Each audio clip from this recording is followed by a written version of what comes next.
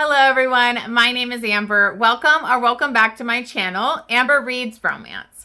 Today, I am excited to be doing another tag video. I think I did this last year and it was my first year doing booktube, but this is the mid-year book freakout tag. I believe there's like 12 questions. I will list them down below. If you are interested in doing this video, consider yourself tagged. I think this is always really a good kind of check-in for halfway through the year, and just kind of go through some of these questions, talk about some of the books that I loved, some disappointments. There's some really good questions in here to just kind of cover all the bases. So let's go ahead and get started on the mid-year book freakout tag.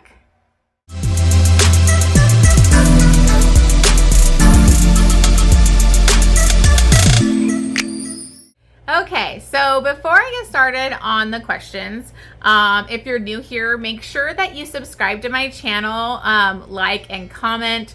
Anything really helps build my channel and I really appreciate it. But if you want to do this video, consider yourself tagged. I am going to have the questions listed down below.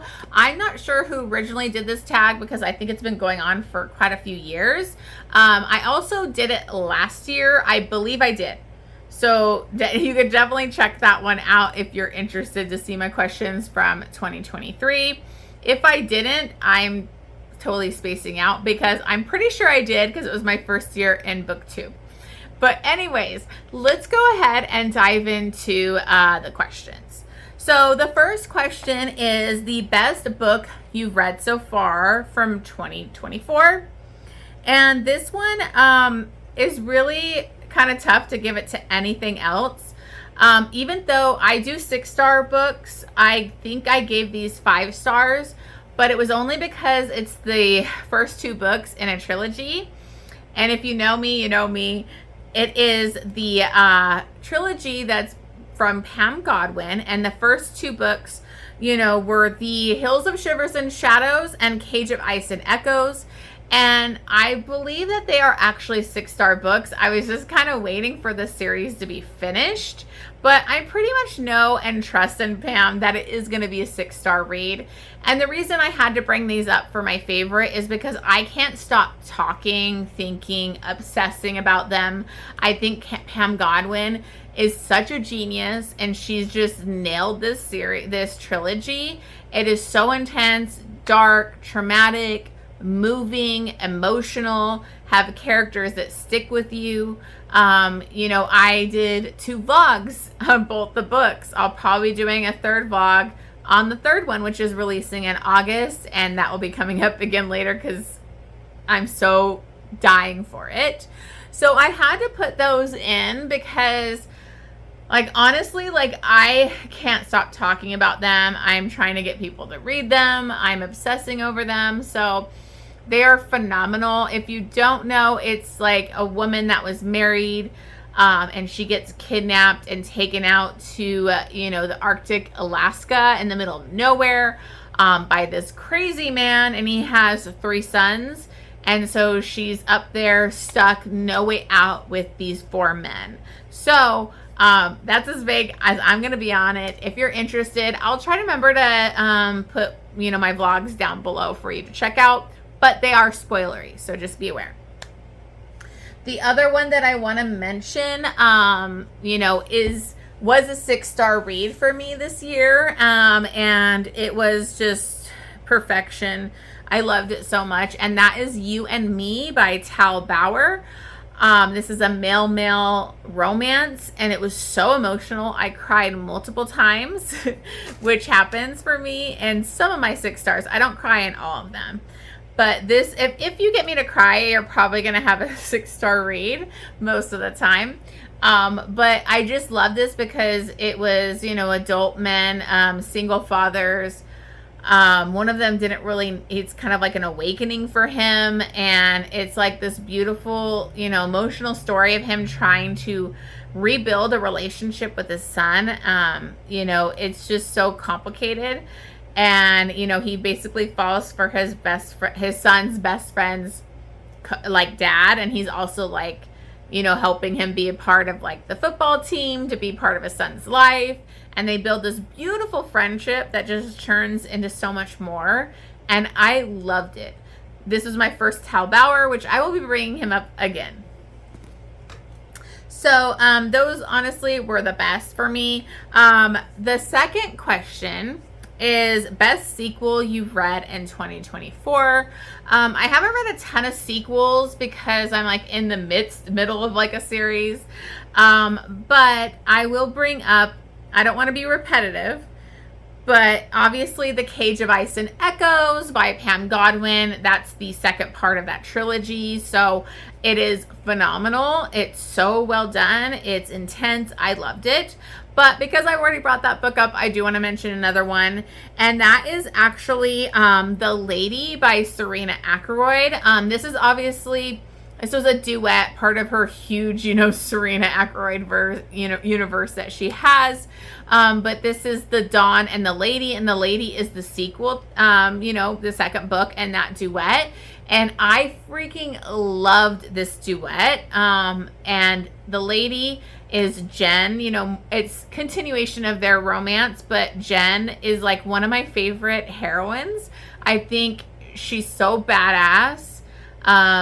She kind of was a gold digger and proud of it and just did things to survive and had a really rough upbringing. But she's like, her walls come down for her man and she's very strong. And honestly, I didn't like her in the beginning, the first book that she was introduced, which was Filthy. And Serena Ackroyd changed her, like turned it around for me where like, I love her. She's on one of my badass heroines list. I freaking love her. She's awesome. So I really loved this duet. You kind of need to read all the other books, unfortunately, to read it, but it is said you could read this duet on its own.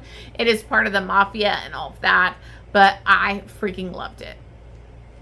Okay, so number 3 is new release you haven't read yet but want to.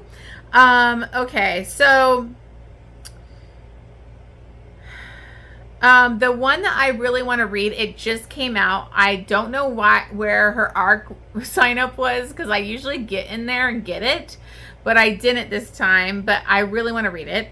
And that is Things Left Unsaid by G.A. Mazurki, which is actually Serena Ackroyd. It's like she's writing kind of more contemporary. She did like hockey romances as that name, and this one I think is connected to the hockey series, also connected to her 5 Points Mafia, I think, but I think it's like more of like a ranch kind of thing, and maybe arranged marriage, enemies to lovers. I don't know the full thing, but I know I wanted to read it, and I was really bummed that I didn't see where her arcs went out on this one, so I missed it.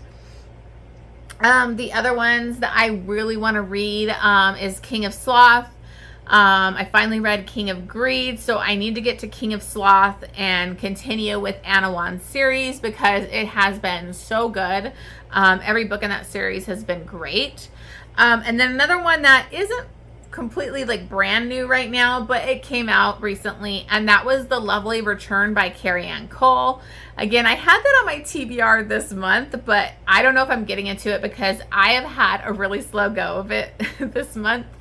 It's just been hectic. So hopefully I will get to that one because that is one that I've been highly anticipating but nervous to read. Okay, so number 4 is most anticipated release for the second half of the year. And honestly, I'm going to sound repetitive again, but that has to be Pam Godwin's third book and final book in that trilogy, and that is Heart of Frost and Scars. She's currently writing it right now. I just saw her post about it, and it just gets me amped up, where she has like 30 days to get this done, and she's basically on no sleep. And she's just a genius. I trust her so much, and I can't wait to see how she closes out this trilogy because it's insane. If you haven't started this yet, you got to get out there and read it because the third book is coming out in August. So if you're waiting for all of them to come out, it should be pretty soon. It's fantastic. Okay, number 5 is The Biggest Disappointment So this one kind of goes a couple ways. I think I have a few to mention here. One of my biggest disappointments was Nightfall by Penelope Douglas. I just read this. I'd been waiting forever for the audiobook to be available on Audible Plus, and it finally was. And I was so disappointed because I really loved this, series, and Will's book was just so boring. It was way too long. I didn't like the gratuitous, over the top sharing sex scenes where it was like the heroine in that, gets it on with another girl, and they're in this train and other people are hooking up. And I feel like Penelope Douglas was just trying to top themselves, like each book, with the sexual stuff, and it didn't matter to the story. So it just felt pointless to me. And like the whole plot, and there was all these other side characters thrown in that didn't mean anything to me. And so I was just really disappointed because I enjoyed all the other books. So that was a big disappointment. Also, Caught Up by Liz Tom Ford. I was just not very into this. It was the baseball one. Obviously, The Right Move was a 6-star book for me. Ryan Shea is like top book boyfriend. And then we go to this one, and I just was disappointed. The heroine really drove me nuts. I thought the conflict was stupid. So it's not a horrible book, but it was a big disappointment for me. And then another one is The Summer You Found Me by Elizabeth O'Rourke. This was one of our buddy reads that we did this year, and I fucking hated the heroine. Hated her. I barely finished that book. I used a credit on it for Audible, and I was pissed I used a credit. She is one of the worst heroines I think I've ever read, with like zero morals. She does underhanded things to like the heroine from the previous book that was like with her husband, and she just disgusted me. So I think I gave it like 2.5 stars. I hated it. Anyways, that's enough negativity. So the number 6 is The Biggest Surprise. And I gotta say, even though I was expecting it to be good, like I was finally catching up on the off-campus series, I didn't expect to actually get as emotional as I did in this. And that is The Score by Elle Kennedy. This is Dean and Allie's romance, and Dean was like the player, the playboy. He like wouldn't settle down. You'd seen him throughout the series just like having like public sex downstairs. And so I wasn't expecting his book to be so emotional, but it was. I cried at the end of this book, and it really hit me, and I fell in love with Dean. Because he came off as such a douche or like playboy, but he was like, had such a heart of gold, and he was such this good guy that I really loved him. So I think it's like one of those like where you actually fall for the ladies' man kind of guy. And I loved him and Allie's relationship. And it just, I'm not going to go too deep into it, but just to say, like, I was surprised. I wasn't expecting that much emotions that ends up happening, which I won't bring up why, near the end. Like, I wasn't expecting it, and I was really impressed with what Elle Kennedy did with this one. The other one that I have to say is The Things We Leave Unfinished by Rebecca Yarros. I read this for one of my 12 recs from 12 friends, and I'm so glad I did that because it pushed me out of my comfort zone, because I've only read Rebecca Yarros' The Fourth Wing, and I was severely disappointed in that book. So I thought she wouldn't really be for me. And this is one of her like regular contemporaries, and it was of like, 2 different love stories, but the one that just blew me away was the one from like her great grandmother's romance, and it was set in like World War II. And just like, it was just such a beautiful love story. And then it had this huge change of like switch at the end that totally got me, and I was crying. And I was so impressed because I was basically writing off Rebecca Yarros. So that was a huge surprise for me. Okay, so number 7 is favorite new author, debut or new to you. And so these are actually like new to me authors. I gotta say, I read Tessa Hale for the first time this year, and I read the first book in their Dragon Shifter series, which I really need to continue because I got the ALC for that, and it had a full cast, and it was so good. It sucked me in, and I couldn't believe I've never read Tessa Hale before, so I really need to read their romances and finish that series because it was so good. Another one was Opal Rain. I had never read Opal Rain, and I finally read, that the first book in that series, which I'll show up here. And I need to continue. I still haven't. I'm really bad with all my series I'm in the middle of, but I think the writing was so well done. Like had such great world building. So I really loved that book. And then I have to bring up again Tal Bauer. I need to read his backlist because I think he's probably going to be one of the best male romance authors out there. And so I need to read more because this one emotionally wrecked me. Okay. So number 8 is newest Fictional Crush.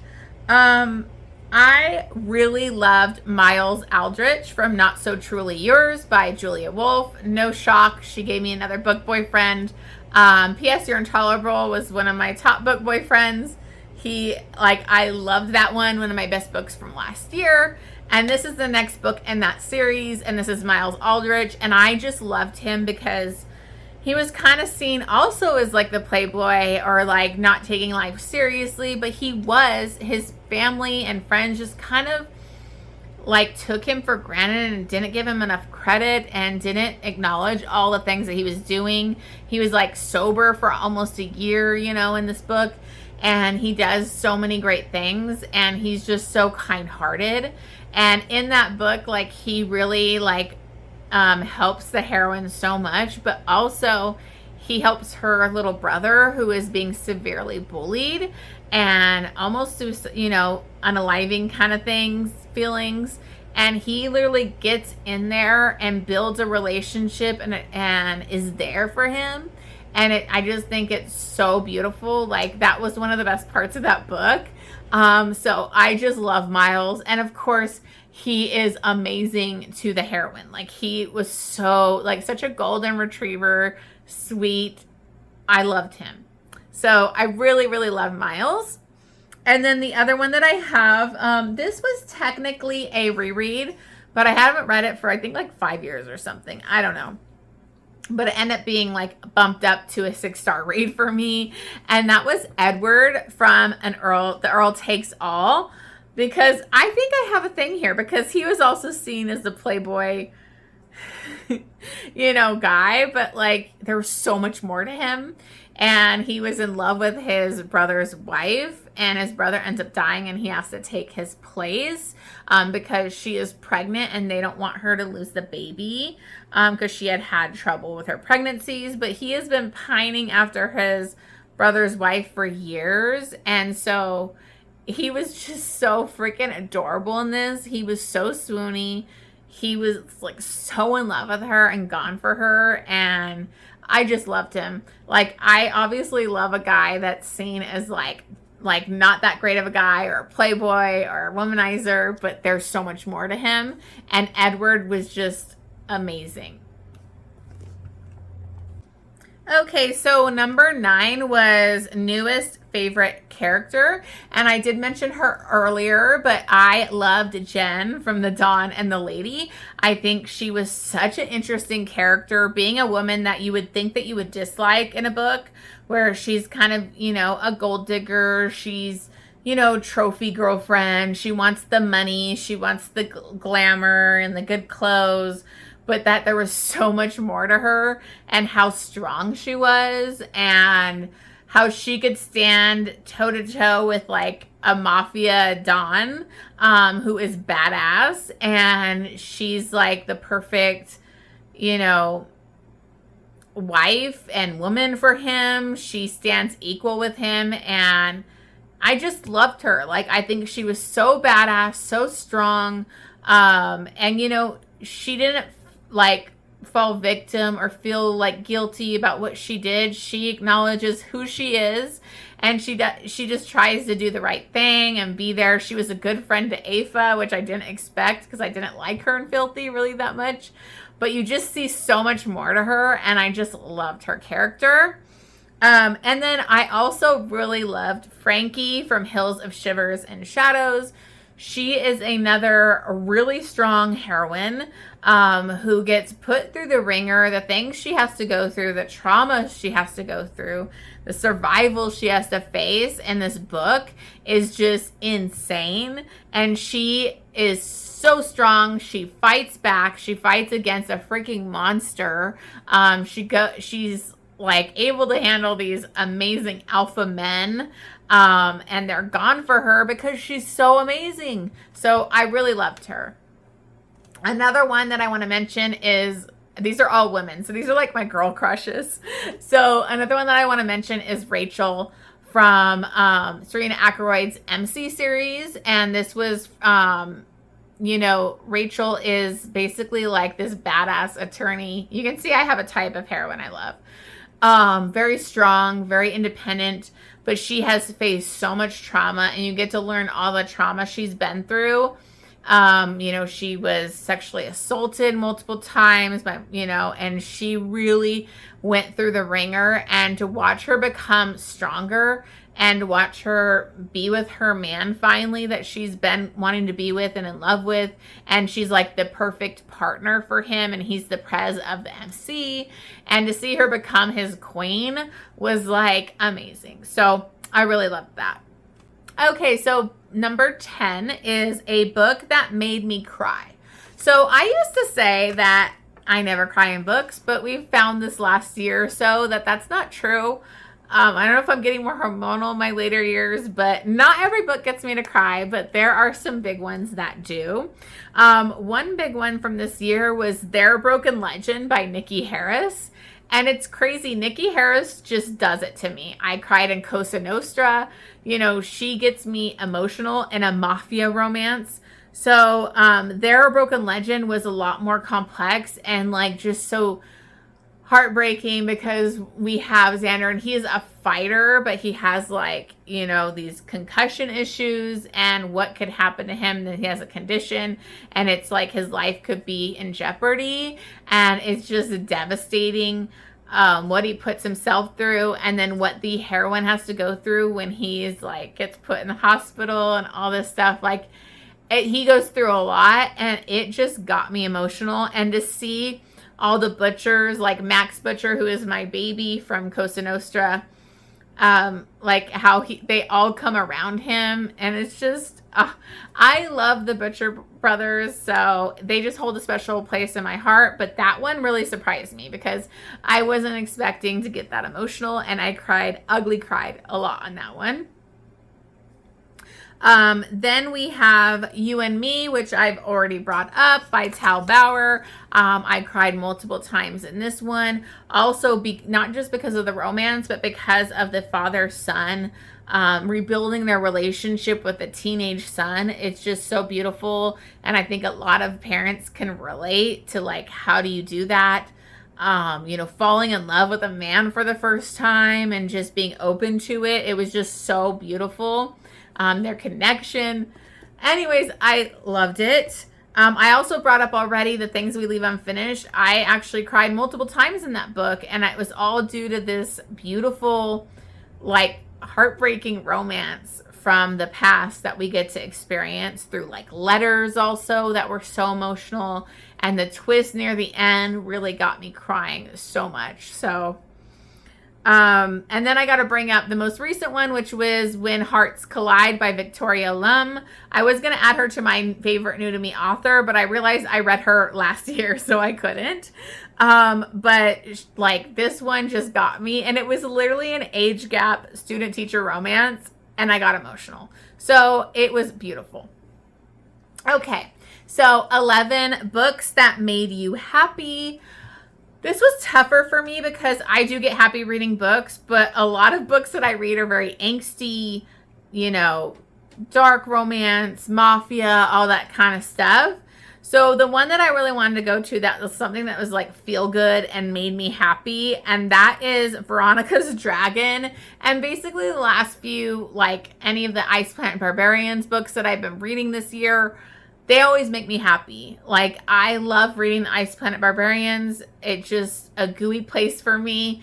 It's a feel good palate cleanser. I just love Ruby Dixon, and I love the Ice Planet series. So I just recently read Veronica's Dragon, and I loved it. I loved the dragon character and him being on the Ice Planet, homeland and their planet. And it was just so, like, I loved it. It just brought a smile to my face, as you can see right now. The other one that I really loved and it made me happy was The Love Contract by Sophie Lark, because I was disappointed with the last Sophie Larks. I thought they were very highly sexual, kind of kinky stuff, and I wasn't really relating and connecting to her books. And this one took its time. It was a slow burn. It was a beautiful relationship, like between trusting people, and like they really depended on each other, and it was just slow burn. And when they finally do it, it's like get there, it's beautiful, and it just made me happy. Like, I really loved the characters, and I can't wait to continue with the series. So that one really made me happy because it was like my Sophie Lark kind of coming back to me, my love. So I was happy with that one. Okay, so number 12 is the most beautiful book you've bought so far this year. And I'm so excited to show this off because I haven't done a book haul yet. I really need to. I have a lot. But I just got this finally on Mercari for like really good. I think it was like 50 something bucks that I ended up paying for it. And I've been dying for this book forever. And that is The Sea of Ruin, the Mystic Box Edition. I mean, it is so beautiful. I love this like back of our sexy and strong heroine, who's another one of my favorite heroines. It's got this beautiful back here. It's got that binding. And it's also signed by Pam Godwin. And if you can't tell already, but Pam Godwin is like my queen. She's my favorite dark romance author. I just love her so much. And I've been dying for this book. So I'm so excited that I got this. I've just been constantly watching Mercari for Dark Notes because I really want the Dark Notes edition for Mystic Box. But a lot of them are like 80 or like 200. So I've been waiting to find like a good deal because I can't pay that much. I'm already spending too much on books. But this is just so beautiful. I love it. Oh, and it's one of my favorite books. So absolutely love Sea of Ruin. Okay, so the last question, number 13, was what books do you need to read by the end of the year? So I'm kind of going based off of not like new releases or things that I need to read, but more like my goals. I set goals at the beginning of 2024, and these are like the things that I need to hit. So I'm trying really hard to finish the Rena Kent backlist to get to her God of Malice series. I am almost there. So I really need to finish that. I'm also really trying to get Serena Ackroyd's backlist finished. I want to really do like deep dives into Rena Kent and Serena Ackroyd videos. So those are big ones. Hopefully I'll be able to do it. I'm not sure with Serena Ackroyd because there are a lot of books I have to read for her. And then also Manacled is like huge. Like, I need to read that book. I keep putting it off, and it's one of my biggest goals from 2024. So I need to finish Manacled. Want to get to King of Sloth, like I said, by Anna Wong, because I'm trying to catch up fully with that series. And then I want to finish the ACOTAR series. So I'm rereading the second book now. I reread and annotated Court of Thorns and Roses. And now I need to do A Court of Mist and Fury this month. So I need to finish the rest of the books in the series by the end of the year. So those are like the big ones that I really need to do for me and for my goals. But yeah, so those are some big ones too. So I got to get working on those. So anyways, those are the questions. Thank you so much for watching this. If you can, please remember to subscribe to my channel, leave me a comment. If you are interested in doing this video, definitely do it. It's a lot of fun and it gets you to think about all the books that you've read so far this year. As always, thank you so much for watching and supporting my channel, and I will see you guys on the next one.